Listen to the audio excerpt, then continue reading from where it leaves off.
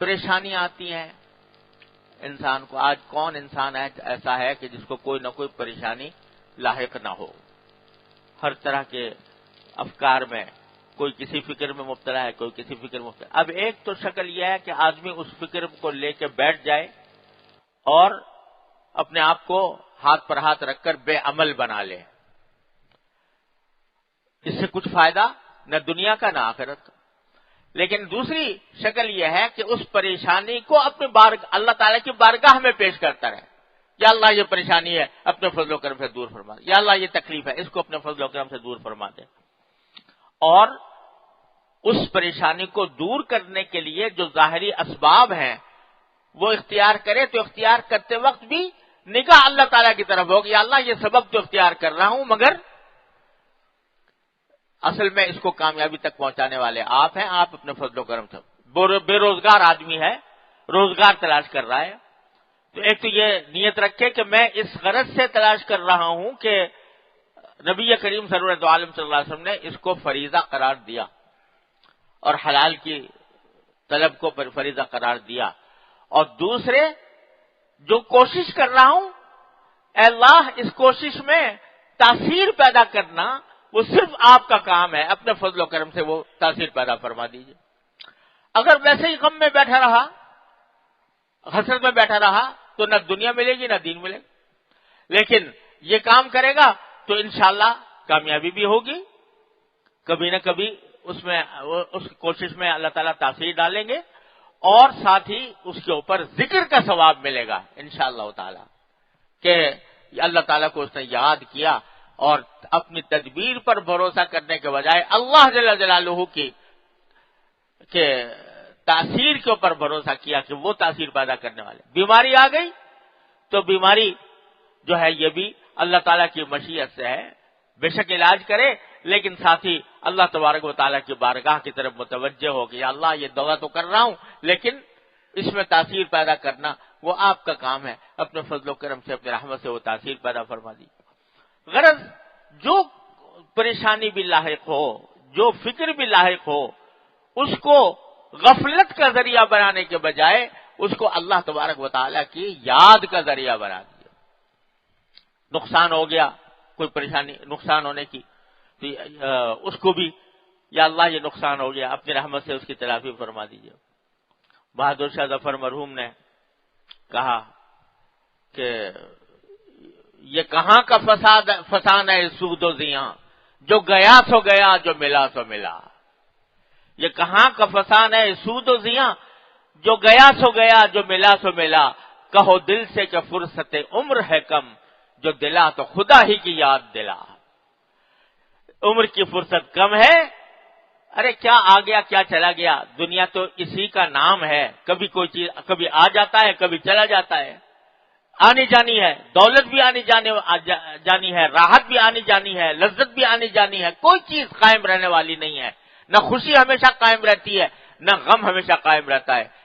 یہ سب آنی جانی چیزیں ہیں.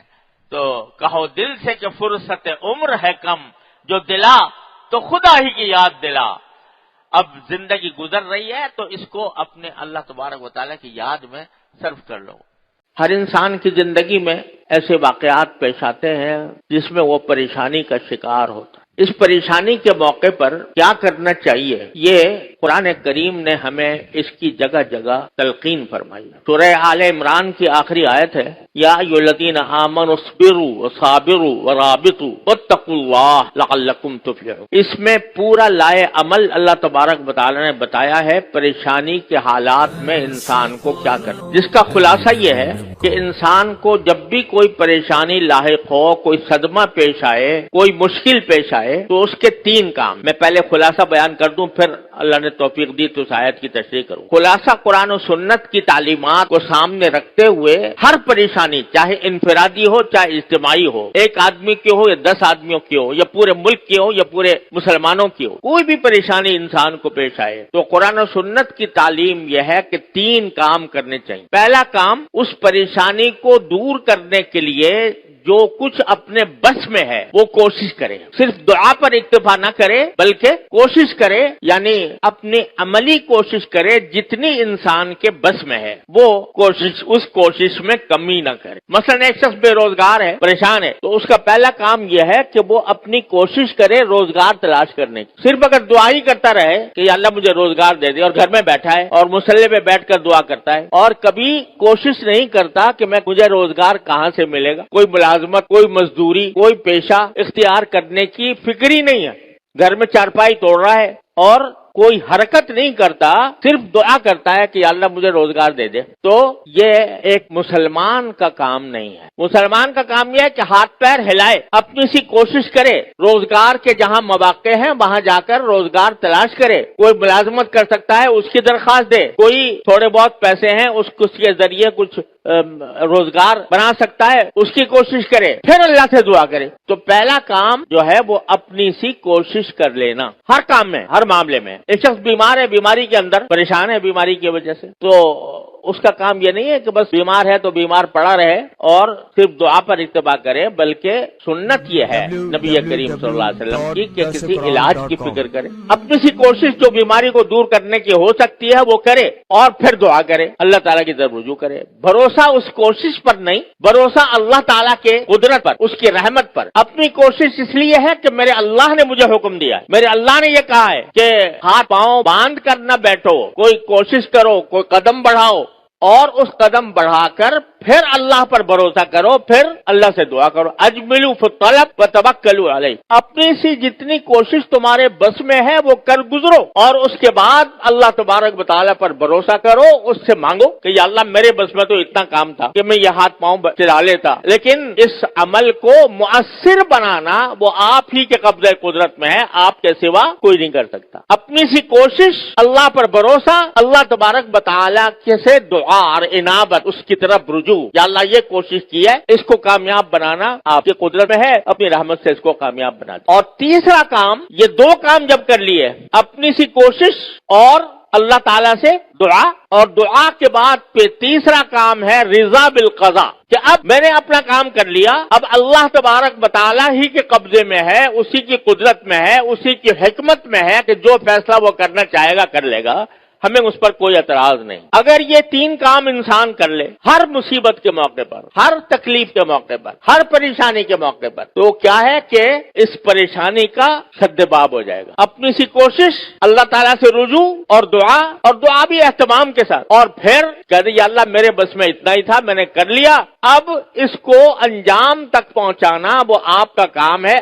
آپ جو فیصلہ کریں گے اسی پر میں راضی ہوں۔ اگر میں بے روزگار ہوں اور روزگار کے لیے میں نے کہیں پر کوشش کی ہے، کوئی ملازمت کی درخواست دی ہے، ایک دو جگہ میں نے چلا پھرا ہوں، اور اس کے بعد اللہ تعالیٰ سے دعا کر لی کہ اللہ مجھے روزگار عطا فرما دیجئے، اب آدمی کو یہ مطمئن ہونا چاہیے کہ میں نے جو اپنے کرنے کا کام تھا وہ کر لیا، اب اللہ تعالیٰ جو فیصلہ کریں گے وہی بہتر ہوگا۔ روزگار مل جائے گا، اللہ کا شکر ہے، نہیں ملے گا، جب تک نہیں ملے گا صبر کروں گا، اللہ سے کوئی شکوہ نہیں کروں گا، اللہ سے کوئی شکایت نہیں کروں گا، گلہ نہیں کروں گا۔ تو یہ تین کام ہیں جو ہر پریشانی کے بعد، یا پھر اللہ تبارک و تعالی اس کو معذور قرار دیں گے۔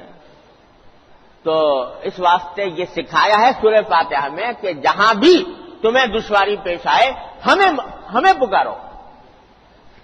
دیکھو حضرت یونس علیہ السلام کا واقعہ قرآن کریم میں ذکر کیا ہے،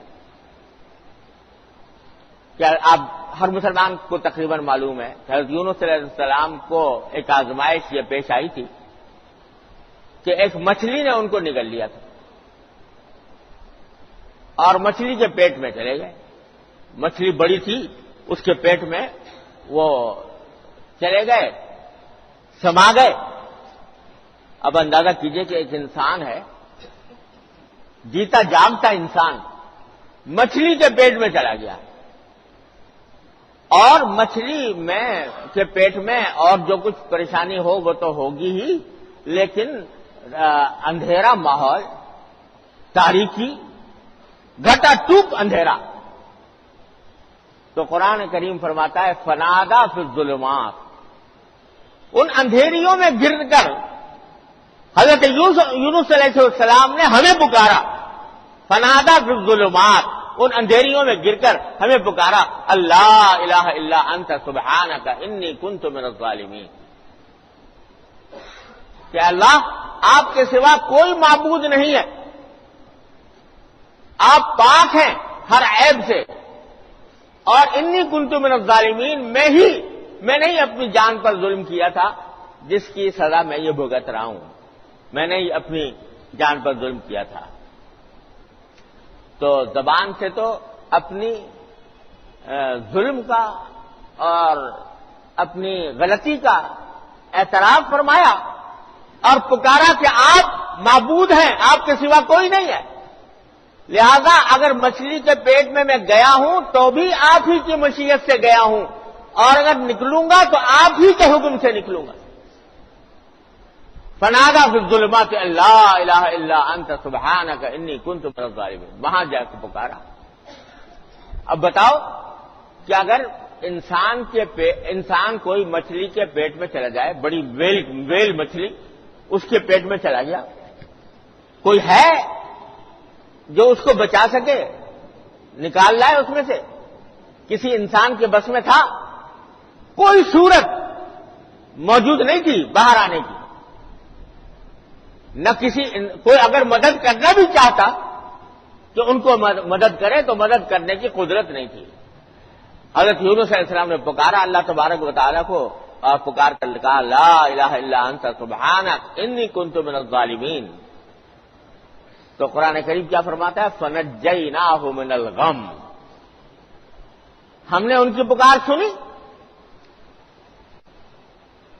بعض روایتوں سے معلوم ہوتا ہے 3 دن رہے پیٹ میں، واللہ عالم کتنی مدت رہے، کتنی دیر رہے، پکارتے رہے اللہ تعالیٰ کو، مایوس نہیں ہوئے، ہمت نہیں ہاری، اللہ تبارک و تعالیٰ کی ذات سے امید وابستہ رکھی۔ ظاہر پکارنا تو پہلے شروع کر دیا ہوگا، پہلے ہی لمحے میں شروع کر دیا ہوگا اس حالت میں، لیکن مدد آئی کچھ دیر کے بعد، اور کچھ دیر کے بعد قرآن کریم کہتا ہے کہ ہم نے مچھلی کو حکم دیا کہ ان کو اگل دو لے جا کر ایک کنارے پر، چنانچہ مچھلی نے اگل دیا۔ فنجیناہ من الغم، ہم نے ان کو اس گھٹن سے نجات عطا فرمائی، جو مچھلی کے پیٹ میں ان کو گھٹن لائق ہو گئی تھی، اس نے ان کو نجات عطا فرمائی ان کی اس پکار کے بدلے میں۔ یہ واقعہ سنایا قرآن کریم نے، اس کے بعد ایک جملہ فرمایا وَكَذَلِكَ نُنْجِي الْمُؤْمِنِينَ،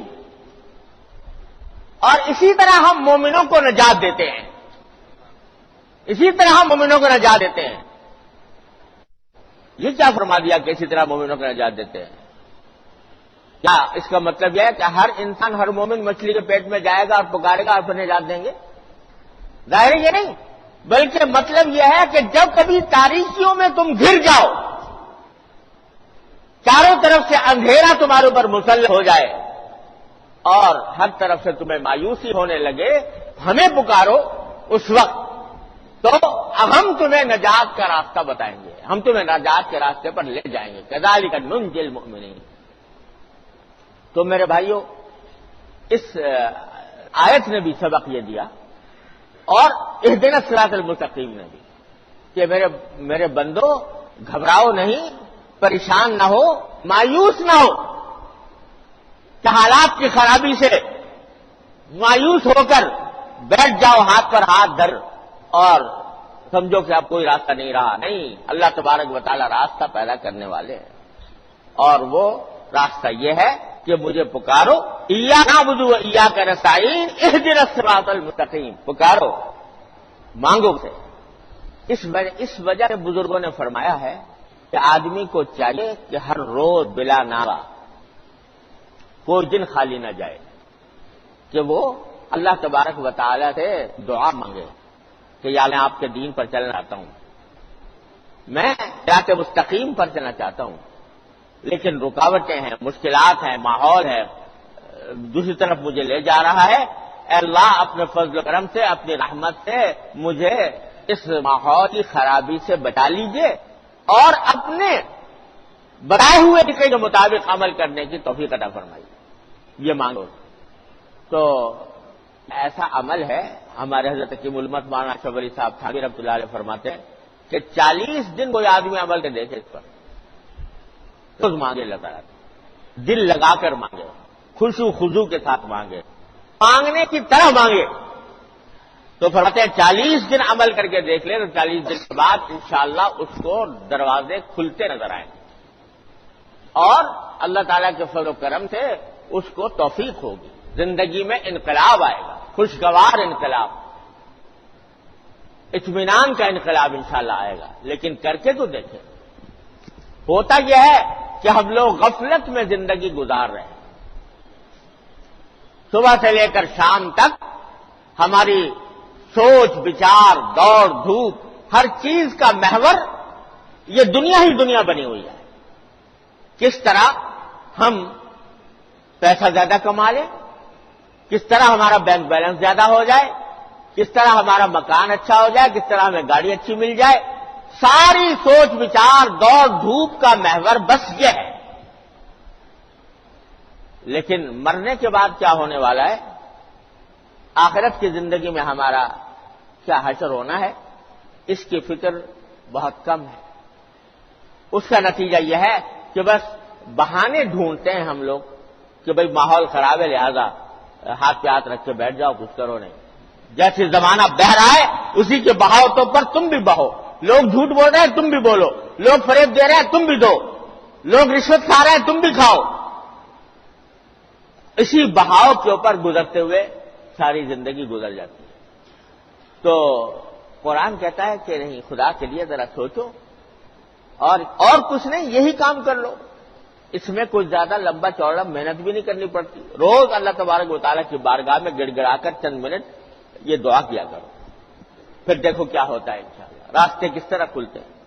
میں نے اپنی آنکھوں سے نظارہ کیا ہے، خود تجربہ کیا ہے، کیسے کیسے لوگ جو آ کر یہ شکایت کرتے تھے کہ ہمارے اوپر دروازے بند ہیں، سچ کے دروازے بند ہیں، انصاف کے دروازے بند ہیں، اور دین کے اوپر چلنے کے دروازے بند ہیں، اللہ تعالیٰ نے یہ ان کو راستہ بتایا گیا، عمل کیا، اللہ تعالیٰ نے راستے کھول دیے۔